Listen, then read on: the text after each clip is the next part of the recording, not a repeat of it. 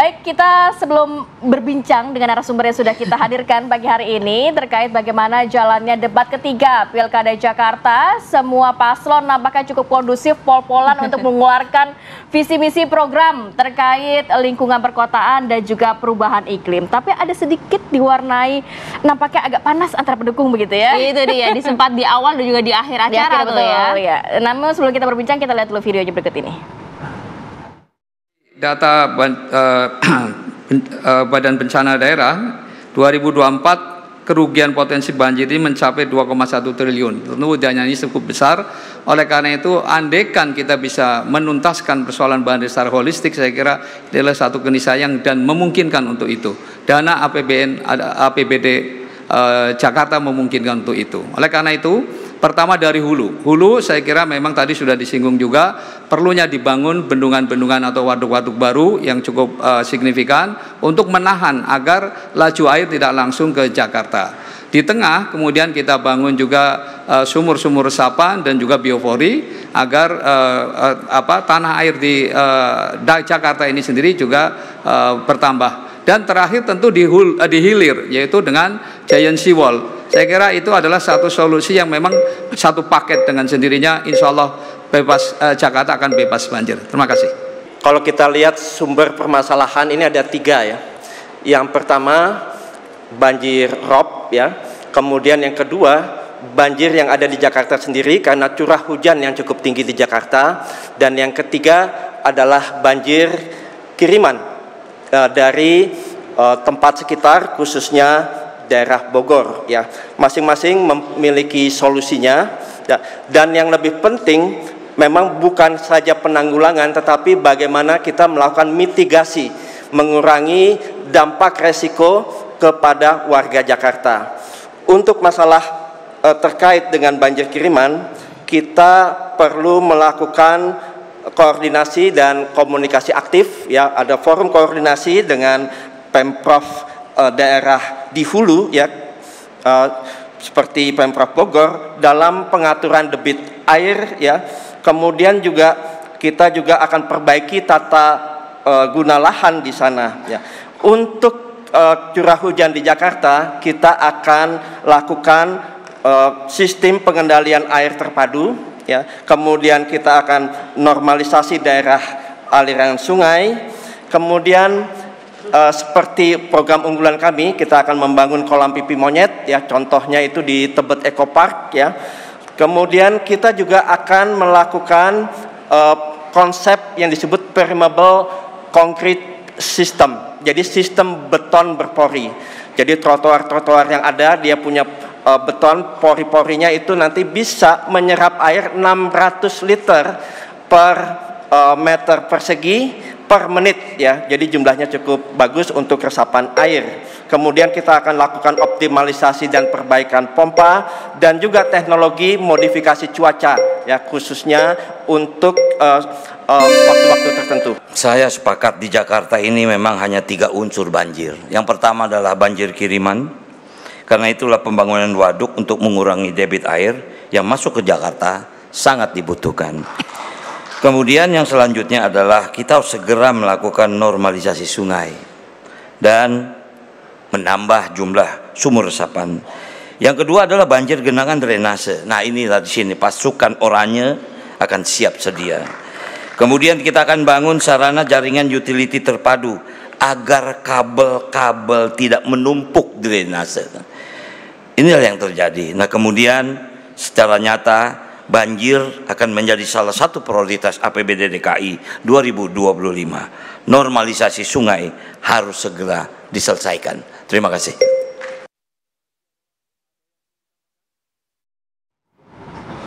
Ya, itu cuplikan dari ketiga pasangan calon yang memaparkan kebijakan holistik dan juga terukur dalam menangani banjir yang terus melanda di wilayah Jakarta. Tentu jalannya debat semalam cukup seru dan juga lancar karena ada debat publik ketiga atau terakhir pamungkas begitu ya. Kita akan bahas hal ini bersama dengan sejumlah narasumber kami. Sudah hadir perwakilan tim ses dari masing-masing pasangan calon. Kami sapa terlebih dahulu dari nomor urut 1 supaya adil ya. Sudah hadir bersama kita ada Bang Mustafa Faruk, juru bicara RK Susono. Selamat pagi. Mas Faruk, assalamualaikum. Selamat pagi, waalaikumsalam. Dan juga ada yang kedua, ini juru bicara Darmakun dari paslon nomor 2, Ibu Risma Sihotang. Selamat pagi, Bu Risma. Assalamualaikum, Bu Risma. Salam sejahtera, assalamualaikum buat semuanya. Waalaikumsalam warahmatullahi wabarakatuh. Dan juga tentunya ada Bang Aldi Perdana Putra, juru bicara dari Pramono Rano. Selamat pagi. Assalamualaikum. Pagi, Bang Aldi. Pagi, assalamualaikum semuanya. Dan tentu yang menarik nanti kita akan lihat bagaimana komentar netizen. Nah, ini dia sudah hadir bersama kami ada Bang Yan Kurniawan, analis senior dari Drone Empit. Selamat Bang pagi. Yan, Assalamualaikum. selamat pagi, assalamualaikum. Selamat pagi. Kalau kita saksikan debat semalam cukup seru, berjalan dengan lancar lah ya, paling tidak sesuai dengan harapan kita dengan beberapa pertanyaan yang agak menggelitik gitu ya. Tapi kok sedih sekali kalau kita lihat ada pemberitaan gitu ya. Ini saya bacakan judul headline-nya ya. Debat terakhir Pilkada Jakarta sempat ricuh, pendukung Pramono Rano ngamuk-ngamuk ke kubu RK Susono. Nah, ini apa yang terjadi Bang di luar? Bagaimana ini? Kenapa para pendukung paslon kok menodai jalan debat yang betul lancar dan juga seru gitu Bang Aldi? Mungkin terlalu excited sih kan, karena ini udah menjelang terakhir nih, pertarungan terakhir kan, jadi harus lebih seru daripada pertarungan tinju Mike Tyson. Seru kok nih kan. ricuh ya kan? Kenapa sih, apa sebabnya memangnya? Mungkin sebabnya karena belum kenal sama Bu Risma kan, karena saya butuh adab ya kan. Jadi sebenarnya nggak ada faktor-faktor yang Nggak apa ada sih. gitu ya? Paling itu mungkin ingin masuk tapi belum mendapat giliran atau apa. Paling saya rasa hal kecil seperti itu sehingga menjadi pemicu, tapi yang tidak terlalu besar kan, paling ya hanya terjadi di lapangan saja. Tapi setelah itu sudah kondusif di sana? Kondusif dong. Sudah Sampai diamankan terakhir ya? kondusif. Iya, Aman. kamu jawab di soal ini. Paslon 1 silakan Bang Faruk. Terkait Yang terjadi ya sebenarnya kan namanya orang datang berbondong-bondong ya, apalagi kita tahu Hotel Sultan itu ya sekarang pintunya nggak banyak, jadi orang masuknya sedikit-sedikit dan butuh proses. Begitupun juga masuk ke dalam gitu kan. Kita yang di dalam kan emang semua udah punya kuota kan. Mungkin kelihatannya oh ini ada kelompoknya Ridho baru datang kenapa banyak dan tiba-tiba gitu ya. Ya memang baru datang aja gitu kan, dan di dalam belum sebanyak itu. Karena kami dengar juga dari pasangannya Pak Pramono waktu itu udah banyak nih pendukungnya di dalam, karena kita waktu itu memang agak telat ya pendukungnya datangnya. Jadi ya mungkin pas itu ketemunya faktor kok lu itu. pada masuk gitu kan, kita nggak masuk gitu, padahal ya secara teknis kan tinggal pembuktiannya ya gue megang tiket Idea nih bangga ya kan, gitu ya. simpel itu kan. Iya, Tapi ya namanya juga lagi heboh ya, kita sih maklum aja gitu ya. Main bola, nonton bola ricu-ricu dikit kan juga biasa, tapi tinggal abis itu ya kembali lagi ke adab ya Bang Aldi ya. Wah, ini Gitu, Masya Allah. promosiin nomor 2 nih ya. Ya kalau kita kan dari kecil persoalannya belajar tentang adab terus Oke, ya. iya. Mau itu di bawah paslon 2 atau paslon Baik, 3 baik. atau paslon 1 ya adab Mas itu Faruk, ya, tetap cukup nomor 1. disayangkan lah ya sebenarnya ya. Tapi tema semalam ini cukup menarik, memang karena relate dengan permasalahan yang ada di Jakarta begitu ya, perubahan iklim, lingkungan perkotaan, sudah banyak sekali program-program yang kemarin juga disampaikan oleh masing-masing paslon. Dari RK sendiri seperti apa? Apakah sudah cukup konkret nantinya apa yang akan dibuat kalau terpilih menjadi gubernur untuk menyelesaikan masalah di Jakarta, khususnya untuk lingkungan perkotaan dan juga perubahan iklim? Ya baik. Pertama kita harus lihat dulu dari latar belakang paslon kami ya, Pak Ridwan Kamil dan Pak Suswono. Pak Ridwan Kamil ini seorang arsitek, seorang teknokrat, seorang yang udah pernah membantu DKI Jakarta pada waktu itu selama 7 tahun di zamannya Bang Yos, di zamannya Pak Foke untuk mengurus tata kota Jakarta. Artinya apa? Beliau memahami betul sebenarnya apa sih masalah yang ada di Jakarta. Dan salah satu kata yang perlu di-highlight dari tadi malam itu adalah menyinggung mengenai keadilan. Ya. Keadilan tata ruang. Dan menurut kami itu suatu hal yang on point. Kenapa? Karena banyak masalah kemacetan, masalah banjir, bahkan masalah juga Permukiman polusi padat. itu ya karena tata ruang yang ada di Jakarta itu tidak adil.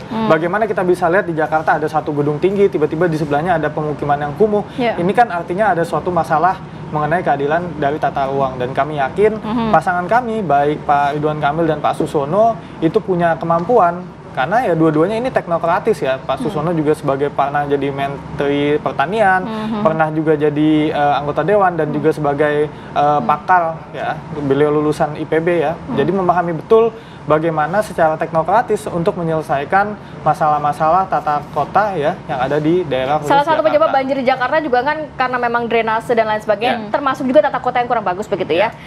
Lantas apakah memang bisa menyelesaikan banjir? Ini kan banjir ini sudah puluhan tahun loh di Jakarta, nggak main-main nih permasalahan yang belum selesai sampai Realisasinya sekarang. itulah, apakah semudah teori yang disampaikan? Gini, Ya, kalau menurut saya berangkat harus dari teori dulu. Tinggal bagaimana kemudian kita membuktikan teorinya. Tapi gini, Pak Ridwan Kamil dan Pak Suswono itu punya metode menyelesaikan masalah dari utara, tengah, dan dari selatan. Karena sumber banjirnya itu nggak cuma dari satu sumber, satu masalah. Gitu.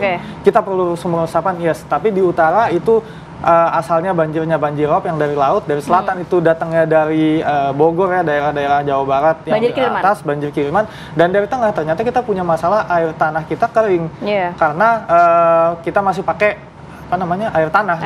Maka di utara kita tanggulkan Jakartanya. Ini juga seirama dengan di 03 dan 02 juga ada pohon mangrove-nya nanti di situ.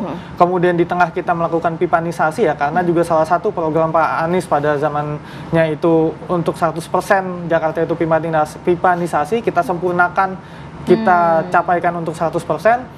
Agar apa? Masyarakat tidak menggunakan lagi air tanah dan tanahnya itu nggak kering dan menyebabkan banjir. Dan di selatan kita punya waduk ya, yang ini udah dikerjakan, tinggal insya Allah ini menahan 30% debit air yang dari selatan, sehingga jangan sampai banjir dulu di Jakarta. Oke, cukup padat Bu Risma ya program-program dari paslon 01 begitu. Realisasinya bagaimana? Kalau kita juga lihat kan tadi malam kita mengenal ada namanya kolam pipi monyet dari 02. Jadi gini, teman-teman kita ini memang itu bagus semua programnya, tetapi bagaimana mengeksekusinya? Kan itu yang penting. Nah, kalau masalah banjir itu kan sangat normatif yang disebutkan oleh teman kita 01. Kenapa? Udah berapa puluh ganti ini gubernur, sudah 400 tahun. Belum ada karena juga memang solusi yang posisi tepat. kita ini Jakarta di bawah permukaan laut. Dan kemarin kan ada di debat juga katanya. Dari pasangan teman kita di sebelah kanan nih 03, Bang Dul, dia bilang kan begini, bagaimana menurut Pak Dharma, kenapa apakah kurang efektif atau kurang seperti apa pemerintahan dari RK kan begitu ya, karena saling serang kan. Nah, kenapa kok banjir dari sana bisa nggak di air hujan dari sana bisa ke sini nggak ditahan di sana padahal di atas? Lah itu salah menurut saya, karena sifat air mengalir dari atas ke bawah, bukan dari bawah ke atas. Itu nggak perlu ditanya. Sorry ya bro. Bisa aja menyerang kiri kanan bawa kita. Iya sorry bro, kita berteman, tapi itu saya kritisi. Karena sifat air nggak ada dari bawah lompat ke atas. Kalau solusi 02 bagaimana? Memang mungkin juga direalisasikan. 02 banyak solusinya ya. Normalisasi dari 13 DAS, daerah aliran sungai, tetap dilakukan seperti yang lama. Karena memang itu turun-temurun, itu kan yang harus dilakukan. Tetapi naturalisasi juga tetap. Yang baru dari kami adalah hutan di setiap pinggir kali. Baru kolam pipi monyet. Baru teknologi yang dari pipi monyet ini, kalau monyet kan makan, kan kalau dia kenyang, itu kayak nampung air ya kenyang. Disimpan di kiri kanannya. Nah, jadi ada waduk-waduk kecil di kolam setiap... retensi lah ya sebenarnya ya. Kalau dia penuh ntar gimana Bu? Enggak, dia simpan penuh di sini kan, disimpan di sini. Baru dari sini diolah, itu kan air tawar. Melalui teknologi, terus melalui pipanisasi, PAM, PDAM. Nah, itu disalurkan kepada masyarakat. Itu air bersih, jadi tidak perlu beli galon. Jadi nggak ada gratis-gratisan, ya kan? Yang gratisannya nggak jelas. Tetapi itu air yang itu, karena bilang kan banjir itu oleh paslon kami itu anugerah. Jangan kita bilang mau lawan bagaimana kita di bawah laut, iya kan? Itu harus kita berharmonisasi, berdamai dengan alam. Maka ada solusi. Setiap persoalan pasti ada solusi. Itulah pipi monyet yang tidak pernah dijangkau oleh siapapun. Begitu. Jadi ini terobosan baru yang akan dilakukan oleh... Ya, dengan mangrove setiap kali ditanam hutan mangrove itu seperti yang dibilang saudara kita 01 tadi. Tadi dibilang katanya nggak realistis, tapi sama juga ternyata programnya. Enggak, dia mungkin niru kami. Ya kan mangrove, tapi pipi monyet hanya kami. Ya, begitu. Jadi kalau pipi monyet sendiri itu nantinya akan menyerap air banjir kiriman atau memang banjir yang tadi kan dikatakan ada 2 jenis banjir sebenarnya yang terjadi di Jakarta. Tiga bahkan ya. Debit air, rob itu 5 tahun sekali meluap air laut. Karena kita di bawah, jadi kalau dia banjir rob itu 5 tahun sekali, tumpah dong airnya ke sini. Maka kadang itu yang 5 tahun sekali bisa 5 meter loh banjirnya. Ya kan? Siapa yang bisa mengatasi itu? Ya kan? Nah, kalau limpahan dari sana tumpah ke sini, dari sana ke sini, karena kita ini di bawah.